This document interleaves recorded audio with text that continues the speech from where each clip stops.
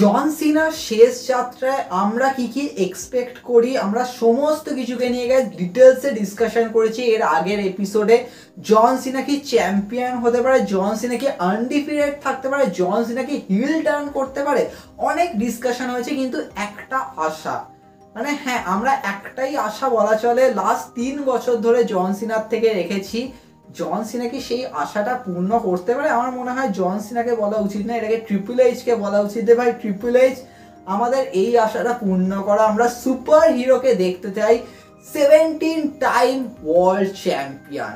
এবার দেখো, ডেফিনেটলি জন সিনাকে আমরা দেখেছিলাম যে এজে স্টাইলকে হারিয়ে হয়েছিল 16 টাইম ওয়ার্ল্ড চ্যাম্পিয়ন, আর সেই ছবি আইকনিক ছবি বলবো। রিক ফ্লেয়ারের সাথে অবভিয়াসলি চ্যাম্পিয়নশিপকে ওইভাবে ধরে রাখা, তো ডেফিনেটলি প্রচুর ফ্যান্সরা সেখান দিয়ে বলছে ভাই রিক ফ্লেয়ারের রেকর্ডকে কি জন সিনা ভাঙবে আর হয়ে যাবে হাইয়েস্ট, ভাই সবচেয়ে বেশি বার চ্যাম্পিয়ন, ভাই 17 টাইম ওয়ার্ল্ড চ্যাম্পিয়ন। ডেফিনেটলি দেখো, এটা প্রচুর bigger John Cena as a entire কেরিয়ারকে হাইলাইট করার জন্য। যেমন আমরা রোমান রেন্সকে দেখছি 1316 দিনের একটা লংগেস্ট রেন কারেন্ট মডার্ন এরাতে, ডেফিনেটলি বিগার। তেমন জন সিনা এই টাইমে যদি 17 টাইম ওয়ার্ল্ড চ্যাম্পিয়ন হয়, অবভিয়াস দেখো প্রো রেসলিং ওয়ার্ল্ডের মধ্যে একটা বড় রেকর্ড বলবো না, বড় একটা মাইলস্টোন, নো ডাউট ভাই।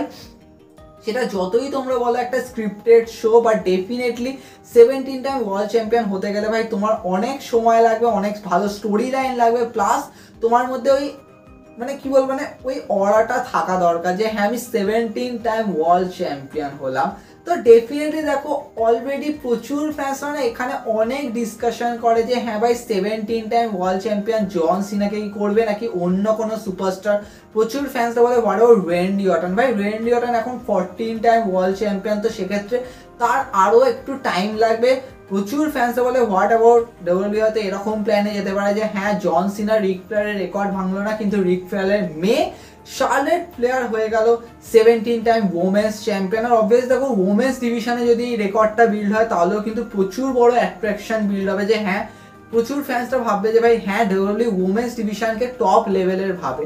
নো ডাউট ভাই, যদি তোমরা লাস্ট 3-4 বছর দেখো তো ওমেন্স ডিভিশন অবভিয়াসলি মেন্স ডিভিশনকেও ডমিনেট করেছে বলা চলে। সেটা Money in the Bank ladder match বলো, সেটা রয়্যাল রাম্বল ম্যাচ বলো, ডেফিনেটলি প্রচুর ক্লাসিক হয়। কিন্তু এটাও ঠিক যে দেখো, যদি রিক ফ্লেয়ারের মেয়ে যদি শার্লেট ফ্লেয়ার, দেখো শার্লেট ফ্লেয়ারকে আমি ক্রিটিসাইজ করবো না, শার্লেট ফ্লেয়ার নিজের ক্যারেক্টার বিল্ড করেছে, নিজের একটা অরা বিল্ড করেছে। এখন আমরা মনে করি ভাই শার্লেট ফ্লেয়ার রিয়েল থ্রেট যে কোনো সুপারস্টারের সামনে, যে কোনো চ্যাম্পিয়নের সামনে। বাট ডেফিনেটলি আমার মনে হয় যে ভাই শার্লেট ফ্লেয়ার রিক ফ্লেয়ারের রেকর্ডকে ভাঙলে প্রচুর একতরফা ফিল আসবে। মানে হ্যাঁ, এটা তো মানে হবে এরকম ব্যাপার যে ভাই মেয়ে বাবাকে ছাড়িয়ে যাবে, এটা মানে প্রচুর একতরফা মনে হবে। কিন্তু যদি জন সিনা এটা করে যে রিক ফ্লেয়ারের রেকর্ড, নেচার বয় রিক ফ্লেয়ারের রেকর্ডকে যদি ভাঙে, তাহলে এটা প্রচুর বিগার থিং হবে। কিন্তু গাইস এটাও একটা ফ্যাক্ট আছে, যদি জন সিনা হয়ে যায় 17 টাইম ওয়ার্ল্ড চ্যাম্পিয়ন, এটাকে কি ডব্লিউডব্লিউ প্রচুর বড় প্রেস্টিজ হিসাবে দেখবে। কারণ দেখো, অলরেডি কারেন্ট টাইমে আমি একদিকে দেখছি কোডি রোডস যে আনডিসপিউটেড চ্যাম্পিয়ন, তাকেও একটা বড় টাইটেল রেন দেওয়া দরকার। প্লাস কোডি রোডসের অ্যারাউন্ডেও কিন্তু স্টোরি লাইন রয়েছে, লাইক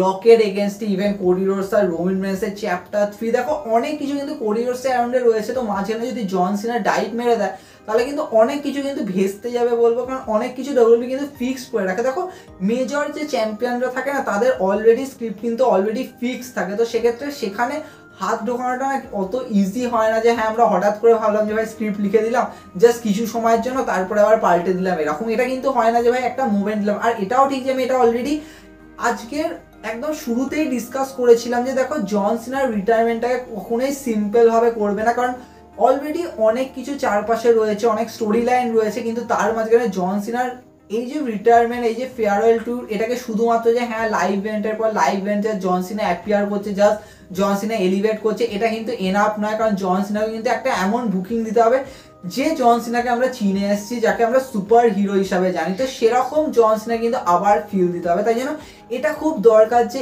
এই সময় যদি জন সিনাকে যদি আবার সেই পুরনো পুরনো ওই প্রাইম জন সিনাকে যদি আমাদেরকে যদি ফিল করায় তাহলে কিন্তু একটা নেক্সট লেভেল হবে। আর আমরা ধরো দেখলাম যে জন সিনা ওয়ার্ল্ড টাইটেল ক্যাপচার করলো আর সেখান দিয়ে জন সিনা একটা লং টাইটেল রেন দিল। এবার এখানে একটা কোয়েশ্চেন যে জন সিনা যদি লং টাইটেল রেন দেয় তাহলে এন্ডে মানে একদম যদি লাস্ট ম্যাচটা হবে যে ধরো 2025-এর একদম শুরু থেকে প্রত্যেকটা পিএলইতে উনি টাইটেল ডিফেন্ড করছেন আর লাস্টে গিয়ে যে পিএলইতে উনি ডিফেন্ড করছেন তো সেখানে কি উনি আইদার রিটেন করবেন অথবা তিনি হেরে যাবেন। এবার দেখো যদি হেরে যায় এটাও একটা প্রচুর স্পেশাল হবে যে হ্যাঁ জন সিনার এই যে লং টাইটেল রেন সেটাকে কোনো একজন সুপারস্টার এন্ড করেছে আর জন সিনাকে হারিয়েছে তার লাস্ট ম্যাচে, সেটা আমরা খুব খারাপ মনে করবো না। কিন্তু জন সিনা লাগাতার হেরে যাচ্ছে সেটার থেকে খারাপ আর কিছু হতে পারে না, মানে ওটা তো নিশ্চয়ই নয়। তো সেক্ষেত্রে আমার মনে হয় যে এটাও কিন্তু প্রচুর ভালো ফ্যাক্টর হবে যে হ্যাঁ জন সিনা নিজের চ্যাম্পিয়নশিপের একটা লং রেন তো দেবে কিন্তু লাস্টে গিয়ে জন সিনা হারলো,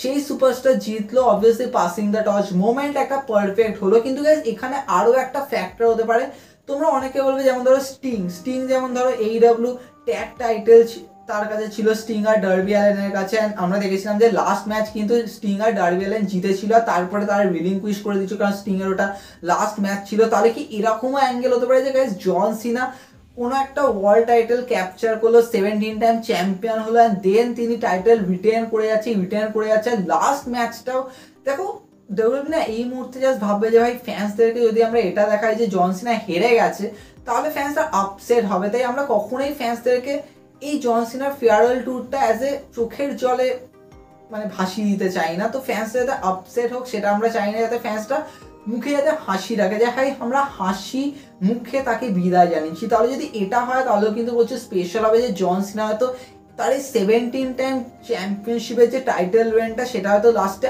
আনডিফিটেডই থাকলো, টাইটেলটা রিটেন করলো লাস্ট ম্যাচে আর দেন জন সিনা বলবে যেহেতু আমার সময় শেষ হয়ে এসছে তাই জন্য আমি এই টাইটেলকে রিলিংকুইশ করবো। এবার তোমরা অনেকে বলবে ভাই এর থেকে তো ভালো হেরেই যেত, রিলিংকুইশ করার কি ব্যাপার? দেখো রিলিংকুইশ আর হারার মধ্যে কিন্তু অনেক বিস্তর তফাৎ, আর এই তফাৎটা কেন আসছে কারণ জন সিনা এটা লাস্ট ম্যাচ বলে, আর জন সিনা এই মুহূর্তে যদি হারে তাহলে তোমরা বলতে পারো ভাই রিলিংকুইশ করলে তো তারপরে আবার সেই টুর্নামেন্ট হয়ে নিউ চ্যাম্পিয়ন ক্রাউন হওয়া, এর থেকে তো ভালো ভাই জন সিনাকে হারিয়ে যে চ্যাম্পিয়ন ক্রাউন হবে সে প্রচুর বিগার। কিন্তু এটাও ভুললে চলবে না ভাই জন সিনার লাস্ট ম্যাচ যদি অ্যাজ এ হেরে যায় তাহলে কিন্তু প্রচুর আপসেট কাজ করে ফ্যান্সদের মধ্যে। আর আমার তো মনে হয় যে ডব্লিউডব্লিউ এই মুহূর্তে কোনো ভুল ডিসিশন নেবে যে আমরা ফ্যান্সকে আপসেট করালাম যে হ্যাঁ ভাই জন সিনা লাস্ট ম্যাচ হারলো তো ফ্যান্সরা আপসেট হয়ে গেল। হ্যাঁ এটা ঠিক যে ম্যাচটা এমন ভালো ডেলিভার হলো যে ফ্যান্সরা অ্যাকসেপ্ট করলো বা এমন সুপারস্টারের এগেনস্টে ডেলিভার হলো যে সুপারস্টার প্রচুর ফ্যান্সদের কাছে ফেভারিট তো সে জিতছে সেটা আমরা অ্যাকসেপ্ট করলাম। কিন্তু এটাও ঠিক যে ভাই ফ্যান্সদের কিছু না কিছু মাথায় তো চলবে যে ভাই জন সিনা লাস্ট ম্যাচ হেরে গেল তো জন সিনা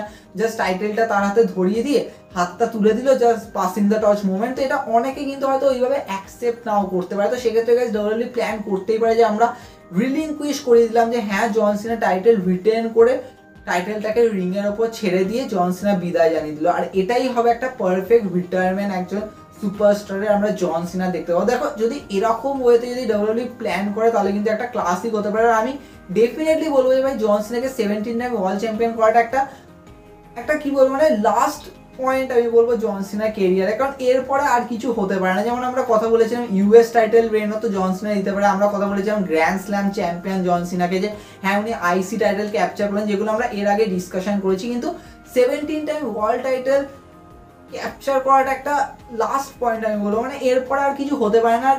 মানে লাস্ট রানে জন সিনাকে যদি এটা না দেয় তাহলে আর কি দিল, মানে সত্যি তোমার ফ্যান্সদের কাছে একটা আক্ষেপ থাকবে যে এটা হলো না। তাই জন্য আমার মনে হয় যে এটা করাটা খুবই নেসেসারি বলবো ডেফিনেটলি। কিন্তু এটা ট্রিপল এইচ দেয় মানে এর থেকে বেশি আর মানে এর থেকে আর বড় আশার আমাদের কিছু হতে পারে না, যেটা ফাইনালি ট্রিপল এইচ পূর্ণ করলো। কিন্তু এখানে এবার কোয়েশ্চেন আসছে যে জন সিনা কোন টাইটেল জিতবে। তোমরা অনেকে বলবে ওয়ার্ল্ড টাইটেল মানে তো আনডিসপিউটেড টাইটেল, কিন্তু এটাও ঠিক যে ভাই ওয়ার্ল্ড হেভিওয়েট টাইটেলকেও কিন্তু ডব্লিউডব্লিউ প্রেস্টিজ দিচ্ছে, তাহলে কি ওয়ার্ল্ড হেভিওয়েট টাইটেলও জিততে পারে? হ্যাঁ এগুলোকে নিয়ে আরো ডিটেলসে ডিসকাশন হবে নেক্সট এপিসোডে। তবে তোমাদের কি মনে হয় যে 17 টাইম চ্যাম্পিয়ন হবে তো নাকি এবারেও গেল, মানে শেষ আশাটাও আর রাখলো না? তবে অনেক ডিসকাশন হবে, দেখা হবে নেক্সট এপিসোডে।